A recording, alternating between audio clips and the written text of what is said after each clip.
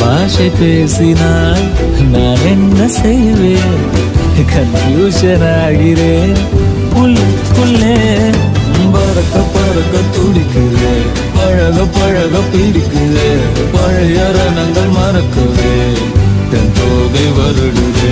பறக்க பறக்க பழக பழக பழைய ரணங்கள் தன் தோகை வருடுது.